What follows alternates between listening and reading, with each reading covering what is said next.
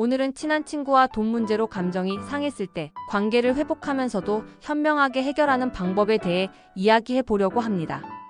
이야기는 실제로 있을 법한 사연에서 시작합니다. 대학 시절부터 친구로 지낸 지수와 민재는 서로를 가족처럼 생각하며 지냈습니다.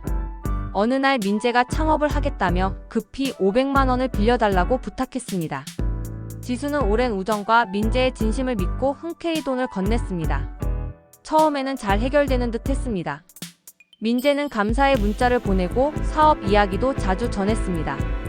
그러나 몇 달이 지나도록 원금은 물론 한 번도 갚겠다는 말이 구체적으로 나오지 않았습니다. 지수는 마음이 무거워졌습니다. 친구 사이에 돈 문제가 생기면 감정의 미묘한 균형이 깨지기 쉽습니다. 소액이라도 받는 사람은 부담스럽고 준 사람은 서운함과 불안함을 느낄 수 있습니다. 이 사연의 핵심은 돈 자체보다 서로 기대하던 신뢰의 방식이 달랐다는 점입니다. 여기서 우리는 어떻게 이 관계를 지킬 수 있을지 차근차근 방법을 살펴보겠습니다. 첫째, 문제를 회피하지 않는 것부터 시작하세요. 불편하다고 대화를 피하면 오해가 쌓입니다. 지수는 처음에는 대놓고 묻지 못하고 문자를 기다렸지만 시간이 갈수록 불안이 커졌습니다. 결국 마음을 정리하고 조용한 카페에서 민재와 마주 앉아 상황을 이야기했습니다.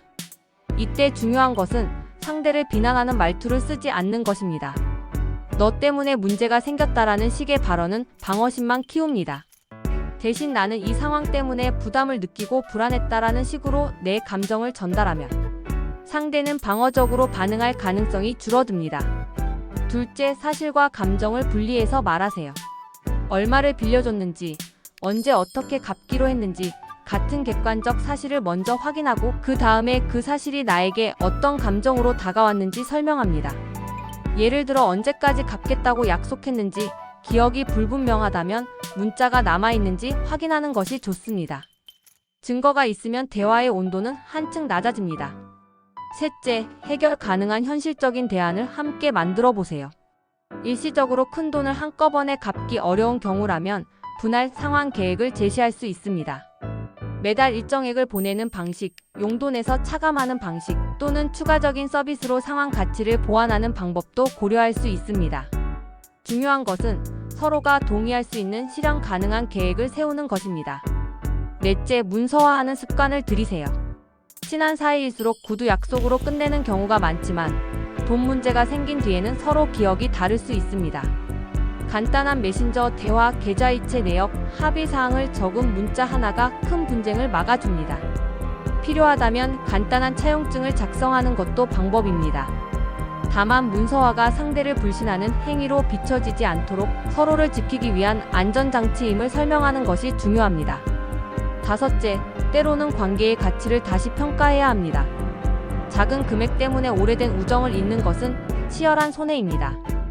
반대로 반복적으로 신뢰를 어기는 행동이 이어진다면 관계를 유지하는 방식 자체를 바꾸는 것이 필요합니다. 감정적으로 문제가 되지 않도록 거리를 두거나 금전 거래를 아예 금지하는 규칙을 정하는 것이 오히려 서로에게 평화를 줄 수 있습니다. 여섯째, 중립적인 제3자의 도움을 요청할 수 있습니다. 서로의 입장 차이가 좁혀지지 않으면 공통의 지인이나 공정한 중재자가 개입해 대화를 돕게 하는 것이 도움이 됩니다. 감정이 격해진 상태에서는 객관적인 목소리가 합리적인 합의로 이끌어줄 수 있습니다. 일곱째, 법적 세무적 측면도 생각하세요. 특히 큰 금액의 경우 단순한 개인 간 거래라도 증여세나 기타 규정에 해당할 수 있습니다. 친구에게 큰 금액을 무상으로 제공하는 경우에는 세무 문제로 이어질 수 있으니 필요하면 세무사와 상담해 적절히 대응하는 것이 안전합니다. 여기서 한 가지 더 중요한 점은 미리 예방하는 것입니다. 돈과 우정은 가능한 선을 명확히 하는 것이 좋습니다. 예를 들어 친구 사이에서 빌려주고 받을 수 있는 최대 금액을 정하거나 돈 관련 부탁은 공개적으로 문서화하기로 약속하는 등 구체적 규칙을 만드는 것이 관계를 지키는 가장 현실적인 방법입니다. 다음은 실제 대화 예시입니다. 나는 네가 필요한 걸 아니까 도와주고 싶었어. 다만 지금 상황은 내게도 부담이 돼서 구체적인 상황 계획을 알고 싶어. 너의 사정도 이해하지만 우리가 다시 신뢰를 쌓기 위해서 이번 약속은 이렇게 문서로 남기자. 이런 식으로 내 감정과 요구를 분명히 하면서 상대를 존중하는 태도로 말하면 대화의 결과는 긍정적으로 나올 확률이 높습니다. 또한 상대의 입장도 충분히 들어주세요. 돈을 갚지 못한 이유가 개인적인 위기 때문일 수도 있고 단지 기억하지 못했을 수도 있습니다. 상대가 솔직하게 상황을 설명할 수 있도록 질문과 경청의 자세를 유지하면 서로의 오해는 빠르게 풀립니다. 만약 대화로도 해결되지 않는다면 실용적인 조치들을 고려하세요. 상환을 위한 자동 이체를 설정하거나 제3자의 보증을 받는 방법 또는 소액의 경우 미래에 대한 작은 선물이나 서비스를 받는 것으로 서로의 부담을 완화시키는 방법이 있습니다. 그럼에도 불구하고 관계가 회복되지 않는다면 끝까지 싸우기보다는 자신을 보호하는 선택을 하세요. 때로는 관계를 정리하는 것이 정신적 건강을 지키는 최선의 선택일 수 있습니다. 이 모든 과정에서 가장 중요한 것은 서로에 대한 존중입니다. 돈 때문에 무너진 신뢰는 다시 세우기 어렵지만 존중과 솔직함은 관계를 회복하는 씨앗이 됩니다. 마지막으로 현실적인 팁을 요약하면 다음과 같습니다. 문제를 피하지 말고 직접 대화하라. 비난 대신 내 감정을 말하라. 사실을 확인하고 문서화하라. 현실적인 상황 계획을 함께 세우라. 필요한 경우 중립적인 도움을 요청하라. 큰 금액은 세무적 문제를 고려하라. 그리고 예방 차원에서 친구와의 금전 규칙을 만들라. 지수와 민재의 이야기는 결국 서로의 감정을 솔직하게 말하고 현실적인 상황 계획을 만든 뒤 문서로 정리하면서 서로를 이해하는 계기가 되었습니다. 민재는 일부를 갚고 나머지는 분할 상환으로 약속했고 지수는 원래의 기대치보다 유연하게 대응하기로 했습니다.